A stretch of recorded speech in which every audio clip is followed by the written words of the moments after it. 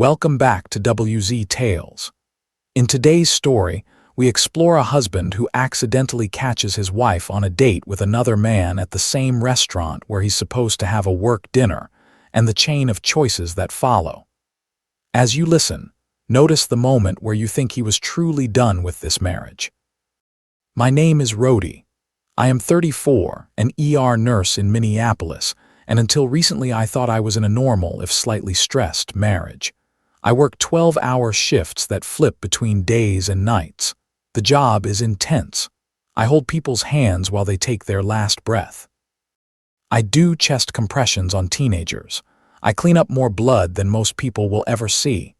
You either learn to put your emotions in boxes or you do not last. My wife, Leela, is 32. She is a freelance interior designer. She is the creative one, the one who cares about aesthetics and experiences. Her Instagram is full of staged rooms and brunch photos from places with names like Gather and Grace. She likes to say she works with high-end clients. In reality, her income has always been decent but not huge. Together, we managed fine. No kids. Every time I brought up the idea, she said she was not ready, that she needed more time for herself, more time to grow her career. I respected that. I thought we were on the same team, just waiting for the right moment. Our marriage was not perfect. I worked a lot, sometimes 60-hour weeks when we were short-staffed. She complained that I was never home, that I always smelled like hospital disinfectant, that I was too tired to go out on weekends. I tried to balance things. On my days off, I brought her coffee in bed.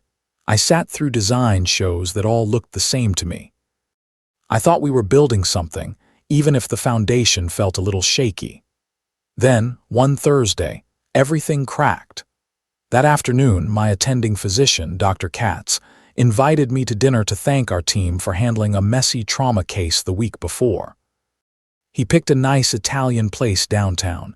At 4 in the afternoon, I texted Leela. "Going to dinner with Dr. Katz tonight, probably home late."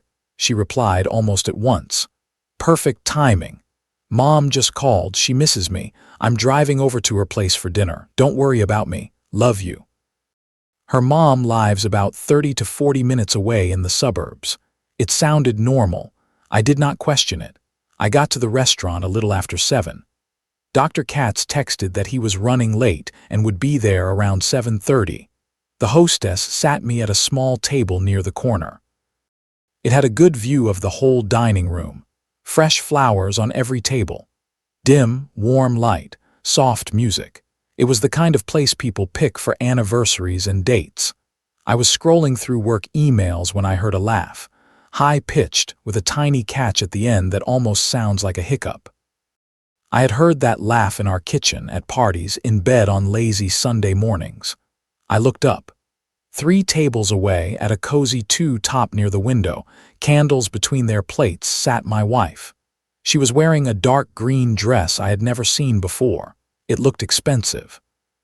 Her hair was pinned up in a twist she usually only bothered with for weddings. Her makeup was perfect. She was laughing in that way she used to laugh with me when we first started dating. Across from her sat a guy I had never seen. Mid-30s. Crisp white shirt, navy blazer, good haircut. Confident posture. He looked like every generic account executive you have ever seen in an office lobby. Between them was a bottle of red wine with a fancy label. Both glasses were half empty. As I watched, frozen, Leela reached across the table and touched his wrist while she laughed. Her fingers stayed there. He leaned in closer, said something I could not hear, then she tilted her face up. They kissed. Not a quick peck, not an accident, a deep, slow kiss. The kind you give someone you are sleeping with, the kind she used to give me. For a few seconds, my body felt like it dropped down a flight of stairs. Heart pounding in my throat, in my hands, in my ears. Then something else took over. The same thing that happens when a trauma case blows up in the ER. Everything slows down. You stop feeling and just act. I knew I did not want to make a scene. I did not want to flip a table or scream while people filmed on their phones. I did not want to give her a story she could twist later. So I pulled out my phone, opened the camera, and took a photo. The angle was clear. Her face, his profile, the kiss, her hand on his chest, the wine, the candles. There was no way to explain that away as just colleagues. Then I opened our text thread. Her last message was from that morning, a heart emoji and have a good shift. I typed, "Hope you're having a nice dinner with Mom," and attached the photo. My thumb hovered over the send button for a few seconds. I knew that once I sent it, the illusion of our marriage was gone, but the truth is it was already gone. I had just not seen it yet. I hit send. From my seat, I watched her phone light up next to her glass. She picked it up, expecting some sweet message from her busy, clueless husband. I watched her open it. The phone slipped from her hand and clattered onto the table. People at nearby tables turned. Her face went pale in a way I usually only see in patients who have lost a lot of blood. Her mouth opened, but nothing came out. Her eyes scanned the room fast, searching. Then she saw me. I was sitting there in wrinkled scrubs because I had come straight from work. Our eyes met across 3 tables and 9 years. I stood up. I left 2 20s on my table for the water and the server who had done nothing wrong, and I walked out. I did not rush. I did not slam my chair. I just walked past the hostess and through the door. Behind me, I heard her voice. "Rhodey, Rhodey, wait." I did not stop. In the car, I texted Dr. Katz. "Family emergency, can't make dinner, sorry." Then I drove. I did not go home. I drove around Minneapolis for almost 2 hours, through neighborhoods I had never paid attention to before. My mind felt empty, like someone had scooped out everything inside me and left only enough to steer. Eventually, I ended up near the hospital. A few blocks away, there is a cheap motel where families stay when someone is in the ICU. I walked in, paid cash, took a key, and sat down on a bed that smelled like cigarettes and cleaner. Then I turned my phone off. In trauma work, sometimes the only way you get through the night is by shutting everything off. This was the same instinct. The next morning, I turned my phone back on. 63 missed calls, dozens of messages. "It's not what you think. He's just a colleague. We were talking about a project. You're blowing this way out of proportion. I'm freaking out, please answer. You can't just abandon your wife like this." And buried in there, one sentence that told me everything. If you were home more instead of always at that damn hospital, maybe I wouldn't have been so lonely. Even in this, she was already shifting blame. I called a coworker who had gone through a divorce last year and asked for his lawyer's number. I booked a consultation for Monday morning. I had no plan yet for the apartment, the accounts, anything. I only knew one thing. I had sat 3 tables away and watched my wife kiss another man while she told me she was with her mom. That was the line. A few days later, while Leela was at what she said was her design studio, I went back to our condo. The place is actually in my name alone. I bought it 2 years before we got married, with savings and a small inheritance from my grandmother. I had not thought about that detail much, but my lawyer later confirmed it mattered. I called a locksmith. We changed all the locks. That evening she came home. I watched through the peephole as she tried her key once, twice. Then the knocking started.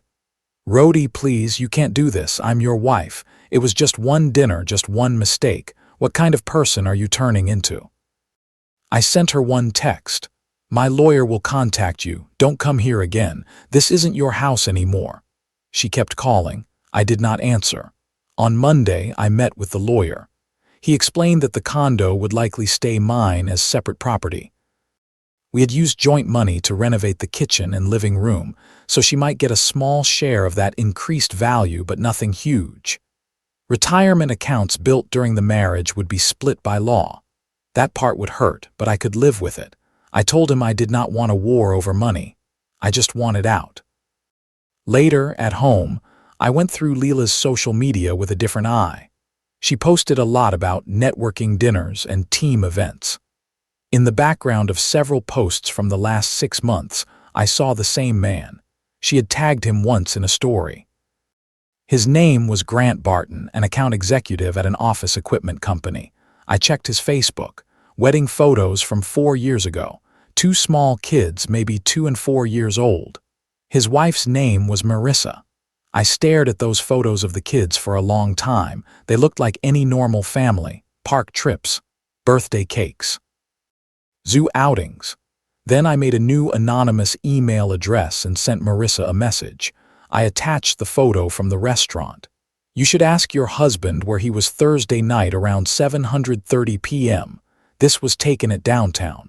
I did not expect a reply. I assumed she might confront him privately or ignore it. A week later, I got an email back from a different address. "Thank you for sending this." I confronted Grant. He denied it at first, but I checked his location history and messages. "The affair has been going on for almost a year. I've filed for divorce." "I'm sorry about your wife. We both married the wrong people." The next day, my phone lit up again with messages from Leela. Grant had been served with divorce papers. Faced with losing his house and kids, he cut off all contact with her to try to save what he could. Her tone shifted fast. "Grant was nothing. You're the one I chose. You're my husband. Please don't throw away 9 years over one mistake. I'll go to therapy. We can fix this. You're being cruel." I did not answer. At this point, the anger had faded into something else. Not forgiveness, but emptiness. When you realize the house you were living in was built on rotten wood, you do not argue about paint colors. You just get out. I started seeing the hospital therapist. I knew if I did not deal with this, it would bleed into my work. I cannot be thinking about my wife's affair while I am managing someone's airway. Then things escalated.